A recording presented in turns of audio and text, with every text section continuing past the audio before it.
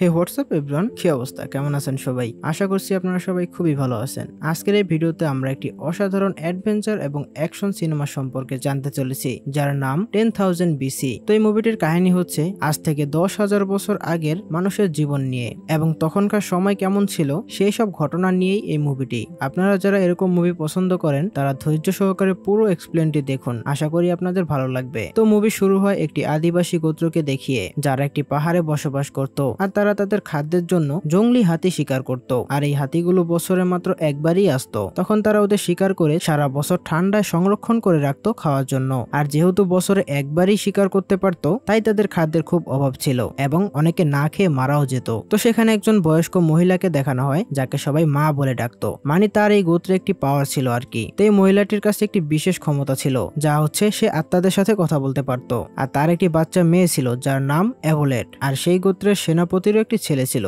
যার নাম ডিলে। তো এরাই হচ্ছে মূলত আজকের এই মুভির প্রধান ক্যারেক্টার। তো ডিলে ছোটবেলা থেকেই অ্যাভোলেটকে খুব পছন্দ করত। আর এইদিকে ডিলের বাবা যেহেতু এই গোত্রের সেনাপতি ছিল, তাই তার কাছে একটি বিশেষ ধরনের সাদা লাঠি ছিল, যেটা হাতির দাঁত দিয়ে বানানো। মানে এটা সম্মানীয় ব্যাপার ছিল আর কি। তো তারা যখন শিকার করতে যেত তখন সেনাপতি সবার আগে শিকার করত। তো একদিন সেনাপতি মানে ডিলের বাবা সিদ্ধান্ত নেয় সে একটি সফরে যাবে। তখন সে তার বন্ধুকে বলে, তুমি আমাকে প্রতিজ্ঞা করো তুমি এ ব্যাপারে কখনোই কারো কাছে কিছু বলবে না এবং এটাও বলবে না আমি কেন গেলাম। এরপরে সে ওই সাদা লাঠিটি তার বন্ধুকে দিয়ে সেখান থেকে চলে যায়। এরপরে আমরা দেখি ডিলের বাবা এইভাবে চলে যাওয়ার পর সবাই ডিলেকে খুব বিরক্ত করত, কারণ তারা মনে করত ডিলের বাবা ভয় পেয়ে পালিয়ে গিয়েছে। কিন্তু আসল কথাটা আমরা জানি না, সেটা শুধুমাত্র ডিলের বাবার যে বন্ধু ছিল সেই জানতো। তো ডিলের বাবার বন্ধু ডিলেকে সবসময় সবার থেকে রক্ষা করত।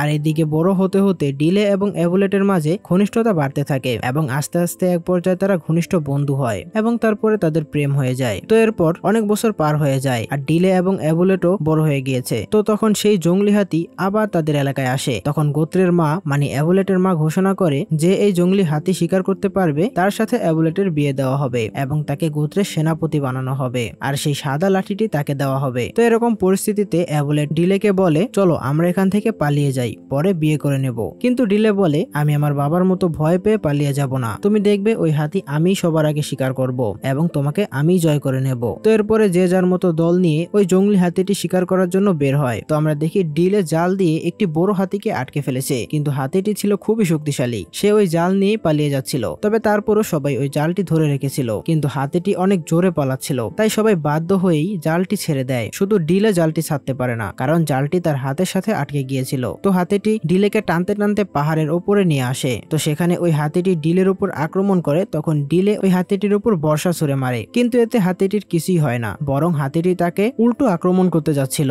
কিন্তু তখন ওই বর্ষাটি অ্যাক্সিডেন্টলি হাতির গায়ে লাগে আর হাতিটি সেখানে মারা যায়। মানে এটা অ্যাক্সিডেন্টলি হয়ে যায়, ডিলে নিজে মারেনি। তো তখন আমরা দেখি সেখানে গোত্রের সবাই চলে এসেছে আর তারা দেখে ডিলে একাই এত বড় বিশাল হাতিকে মেরে ফেলেছে, যা দেখে তারা সবাই খুব খুশি হয় এবং তারপরে ডিলেকে সেই সাদা রঙের লাঠিটি দেওয়া হয় আর ঘোষণা অনুযায়ী অ্যাভোলেটের সাথেই ডিলের বিয়ে দেওয়া হবে। তাই তাদের বিয়েও ঠিক হয়ে যায়। কিন্তু আমরা দেখি ডিলে একটি বিষয় নিয়ে খুবই চিন্তিত। সে ভাবছে সবাই হয়তো মনে করছে ডিলে খুব সাহসী, সে ওই জাল ছেড়ে না দিয়ে হাতিটিকে মেরেছে, কিন্তু সত্যিটা হচ্ছে সেও জাল ছেড়ে দিতে চেয়েছিল, কিন্তু জালটি তার হাতের সাথে আটকে গিয়েছিল। আর তাছাড়া ওই হাতিটিকেও কিন্তু সে মারেনি, হাতিটি অ্যাক্সিডেন্টলি তার বর্ষায় আটকে মারা গিয়েছিল। তো এই জন্য সে ওই সাদা লাঠিটি ফিরিয়ে দেয়। আর এই সাদা লাঠি ছেড়ে দেওয়া মানে সে অ্যাভোলেটকেও ছেড়ে দিয়েছে এবং সেনাপতির দায়িত্বও ছেড়ে দিয়েছে। আর এই কারণে অ্যাভোলেট খুবই রাগ হয় এবং তাদের ভিতরে দূরত্ব তৈরি হয়ে যায়। কিন্তু তারা একজন আরেকজনকে অনেক ভালোবাসতো। তবে তাদের এই গোত্রের কিছু নিয়মও রয়েছে। তো এরপরে সেই দিন রাতেই কিছু লোক ঘোড়ায় করে এসে তাদের গোত্রের উপর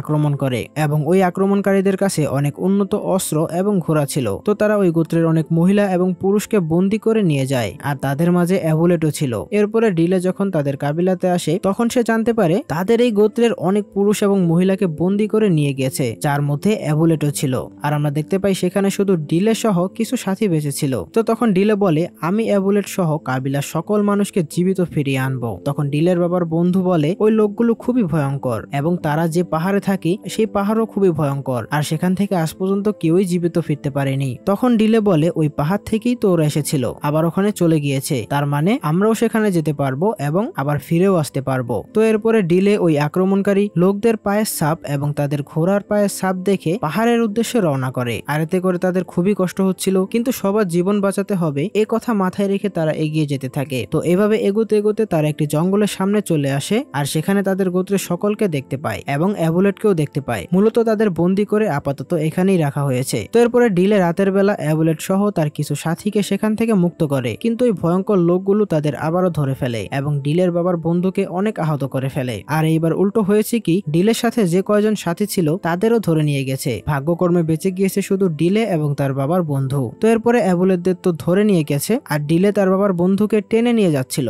তখন কিছু দূর যাওয়ার পরে ডিলের খিদা লাগে, তাই সে শিকার করতে বেরিয়ে পড়ে আর সেখানে গিয়ে সে একটি ফাঁদে আটকা পড়ে যায়। আর আমরা দেখতে পাই সেখানে অলরেডি অনেক প্রাণী আটকা পড়েছে আর তার সাথে সাথে আমরা একটি ভয়ঙ্কর জঙ্গলি বাঘকেও সেখানে দেখতে পাই। কিন্তু যেই বিষয়টা আমাদের অবাক করে তা হচ্ছে ওই বাঘটি ডিলের সাথে কথা বলতে পারতো, মানে তারা একে অপরের ভাষা বুঝতো। তো তখন বৃষ্টি হচ্ছিল আর বাঘটি পানিতে ডুবে যাচ্ছিল, কিন্তু বাঘটি পানিতে ডুবে যাওয়ার আগে ডিলে তাকে বাঁচিয়ে নেওয়ার সিদ্ধান্ত নেয়। তখন ডিলে ওই বাঘকে বলে, আমি তোমাকে এখান থেকে বাঁচিয়ে নেব, তবে তার জন্য একটি শর্ত রয়েছে, তা হচ্ছে তুমি আমাকে খাবে না। তো এরপরে ডিলে বাঘটিকে বাঁচিয়ে দেয় আর শর্ত অনুযায়ী বাঘটিও ডিলেকে খায় না। এরপরে ডিলে গর্ত থেকে বেরিয়ে তার বাবার বন্ধুর কাছে চলে আসে। তখন সে ডিলেকে বলে, কাল রাতে আমি এখান থেকে অনেক মানুষের চিৎকারের শব্দ পেয়েছি। তো এরপরে যেখান থেকে চিৎকারের শব্দ আসে তারা সেদিকে যেতে থাকে আর সেখানে গিয়ে তারা জানতে পারে সেখানে একটি গ্রাম রয়েছে আর এই গ্রামে গত রাতে আক্রমণ হয়েছে আর এই জন্যই মূলত এখান থেকে চিৎকারের শব্দ হচ্ছিল। তো ডিলেরা ওই গ্রামে ঢোকার পরে সবাই তাদের ঘিরে ধরে আর সেই গোত্রের লোকগুলো যখন তাদের প্রায় মেরে ফেলবে তখনই সেখানে সেই জঙ্গলি বাঘটি চলে আসে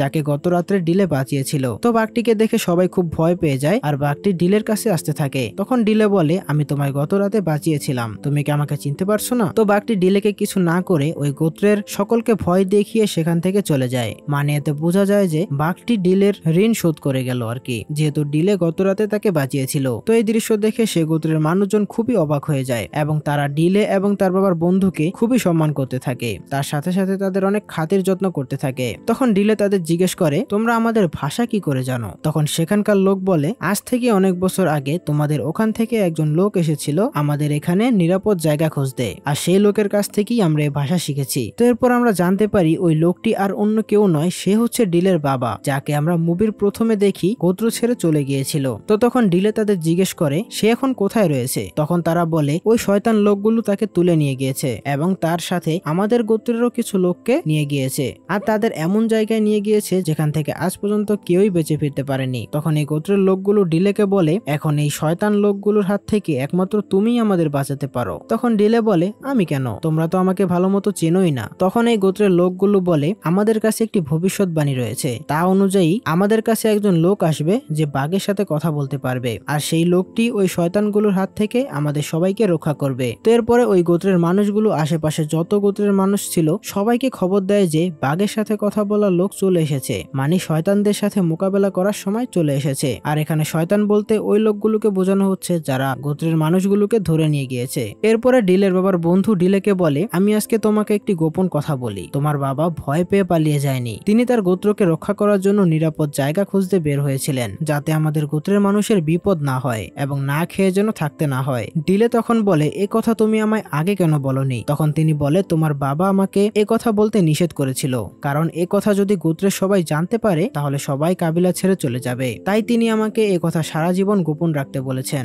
তো এর পরের দিন ডিলে ওই লোকজনদের নিয়ে ওই শয়তানদের ডেরার উদ্দেশ্যে রওনা দেয় এবং একটি নদী পর্যন্ত পৌঁছায়। আর ওখানে আমরা দেখি এই গোত্রের লোকজনদের এবং ডিলেদের গোত্রের লোকজনদের বন্দী করে ওই শয়তানরা জাহাজে করে নিয়ে যাচ্ছে। আর তারা তখন বুঝতে পারে সামনে যেতে হলে বা তাদের ফলো করতে হলে তাদেরও নৌকা দিয়েই যেতে হবে, কিন্তু তাদের কাছে কোনো নৌকা ছিল না, তাই তারা নদী দিয়ে যেতে পারছিল না। তো তখন ডিলে সিদ্ধান্ত নেয় তারা পায়ে হেঁটেই সামনের দিকে এগিয়ে যাবে। এরপরে তারা হাঁটতে হাঁটতে এগিয়ে যেতে থাকে, কিন্তু এটা ছিল খুবই কষ্টের, কারণ মরুভূমিতে রয়েছে অনেক তাপ আর এর আগে নাকি কেউই এই মরুভূমি পার করতে পারেনি। কিন্তু ডিলে বলে, কেউ পারেনি বলে যে আমরা পারবো না এমনটা তো না, আমরা অবশ্যই পারবো এবং আমরা আমাদের নিজেদের লোকদের সেখান থেকে মুক্ত করে নিয়ে আসবো। তো ডিলের কথা শুনে সবাই খুবই উজ্জীবিত হয় এবং সবাই আবারও তাদের গন্তব্যের উদ্দেশ্যে রওনা দেয়। তো অনেকদিন হাঁটার পর তারা মরুভূমির একদম শেষ প্রান্তে চলে আসে আর তারা তখন দেখে সেখানে অনেক বড় বড় পিরামিড বানানো হচ্ছে আর মানুষ মানুষদের বন্দি বানিয়ে এখানে নিয়ে আসার উদ্দেশ্য হচ্ছে তাদের দিয়ে এই পিরামিড বানানোর কাজ করানো হবে, আর এদের বলা হতো কৃতদাস।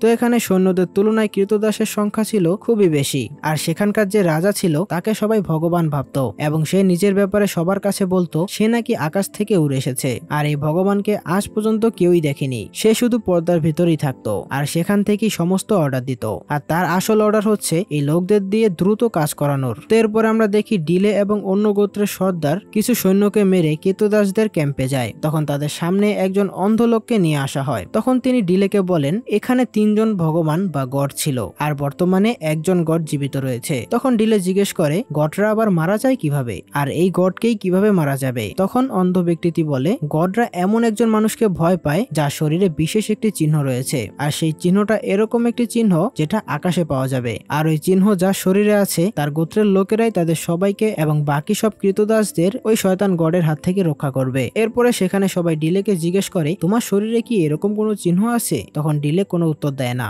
কিন্তু সে ওই অন্ধ ব্যক্তিটির কথা শুনে বুঝতে পারে তার বাবা অনেকদিন আগেই মারা গিয়েছে, আর তার বাবাকে ওই শয়তান গডই মেরেছে। এরপরে ডিলে সেখান থেকে বেরিয়ে তার নিজের লোকদের কাছে চলে আসে এবং যুদ্ধের প্রস্তুতি নিতে থাকে। কিন্তু এরপরে আমরা দেখি তাদের ভিতরে মারামারি শুরু হয়, আর এই মারামারিতে এক পর্যায়ে ডিলের বাবার বন্ধু মারা যায়, আর মারা যাবার আগে সে ডিলেকে ওই সাদা লাঠিটি দিয়ে যায়। আর ডিলে এসব দেখে তার ভিতরে প্রতিশোধের আগুন জ্বলতে থাকে, আর ওইদিকে ওই শয়তান গডের লোকেরা অ্যাবুলেটের হাতে সেই বিশেষ চিহ্নটি দেখতে পায়, আর এটাই হচ্ছে সেই চিহ্ন যেটা আকাশে রয়েছে এবং মানুষের হাতেও রয়েছে। তো সেই চিহ্নটা হচ্ছে আকাশের তারা। তো ভবিষ্যৎবাণী অনুযায়ী এই অ্যাবুলেটের দ্বারাই এই শয়তান গডের মৃত্যু হবে। তো এই কারণে গডের কাছে অ্যাবুলেটকে নিয়ে যায় এবং বলে এই হচ্ছে সেই মানুষ যার হাতে আকাশের তারার মতো ওই চিহ্নটি রয়েছে, এবং তার মাধ্যমেই সবাই মুক্ত হবে এবং বেঁচে যাবে। আর গডকে তারা আরো বলে তাকে বাঁচাতে এখানে একজন শিকারী আসছে। তো এর পরের দিন সকালে ডিলে এবং তার বাকি লোকজন শ্রমিক সেজে ওই গডের এলাকায় প্রবেশ করে, আর সেখানে গিয়ে তারা মারামারি শুরু করে দেয়, মানে একটি গ্যাঞ্জাম সৃষ্টি করে আর কি।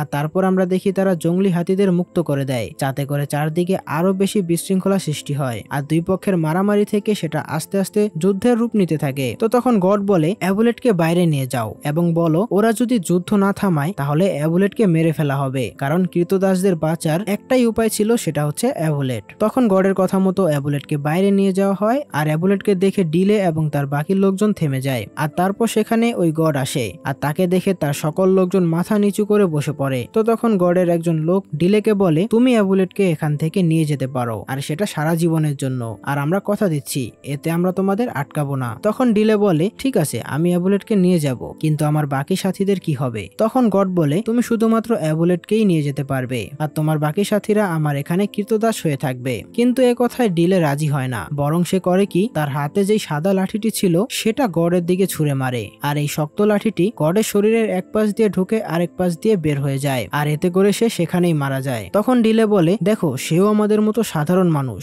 ও শরীর থেকেও রক্ত বের হয় এবং ওরও মৃত্যু আছে, ও কোনোভাবেই ভগবান নয়। তো তখন ওই গডের লোকজনদের সঙ্গে ডিলেদের আবারও মারামারি শুরু হয়, আর এই যুদ্ধে শেষ পর্যন্ত ডিলেদেরই জয় হয়। কিন্তু শেষ দৃশ্যে আমরা দেখতে পাই ওই শয়তান গডের একজন খাস লোক অ্যাবুলেটকে একটি তীর মারে, আর এতে অ্যাবুলেট মারা যায়। তখন ডিলেও ওই লোকটিকে মেরে ফেলে। তো ডিলে তার গোত্রের লোকদের সফলভাবে বাঁচিয়ে নিলেও এতে সে তার অনেক কাছের মানুষদের হারিয়ে ফেলেছে। আর এইদিকে আমরা ডিলেদের গোত্রে দেখি অ্যাবুলেটের মা এই সমস্ত ঘটনা দূর থেকেই দেখতে পারছিল, যেহেতু তার কাছে একটি বিশেষ ক্ষমতা রয়েছে। তো অ্যাবুলেটের মা নিজের জীবন ত্যাগ করে নিজের আত্মা অ্যাবুলেটকে দিয়ে যায়, যার ফলে অ্যাবুলেট আবারও জীবিত হয়ে ওঠে। আর এরপর তারা সিদ্ধান্ত নেয় তারা তাদের গোত্রে ফিরে আসবে। তো যাওয়ার আগে ডিলের যে বন্ধু গোত্রটি ছিল তার সর্দার ডিলেকে কিছু ভুট্টার বীজ দেয়, আর একদম শেষে সে ডিলেকে বলে তোমার বাবা চাইতো এই বীজগুলো নিয়ে নিজেদের জায়গায় বপন করবে, তাহলে তোমাদের কখনো খাদ্যের অভাব হতো না। তো এটা যদি তোমরা বপন করো তাহলে তোমাদের কখনো খাদ্যের অভাব হবে না। তো এরপরে ডিলে তার গোত্রে ফিরে এসে ওই ভুট্টার বীজগুলো বপন করে, আর আমরা দেখি সেখান থেকে গাছ উঠেছে। এখন থেকে তাদের আর কখনো না খেয়ে মরতে হবে না, আর এভাবেই তাদের ভিতরে চাষাবাদ শুরু হয়। তো যাই হোক, এর মাধ্যমেই আজকের এই মুভিটি এখানেই সমাপ্ত ঘটে। আর এটা খুবই অসাধারণ একটি মুভি ছিল, বিশেষ করে আমাদের কাছে খুবই ভালো লেগেছে, কিন্তু আপনাদের সবার কাছে ভালো নাও লাগতে পারে, কারণ সবার পছন্দ কিংবা ভালো লাগা এক নয়। তো আপনাদের কাছে যেমনই লাগুক সেটা আমাদের অবশ্যই কমেন্টে জানিয়ে দেবেন। আর আমাদের এই ভিডিও দেখে যদি আপনাদের মনে হয় আমাদের সাপোর্ট করা উচিত, তাহলে আমাদের সাপোর্ট করে আমাদের পাশেই থাকবেন। তো দেখা হবে পরের কোনো এক ভিডিওতে। ততক্ষণ সবাই ভালো থাকবেন, সুস্থ থাকবেন। আল্লাহ হাফেজ।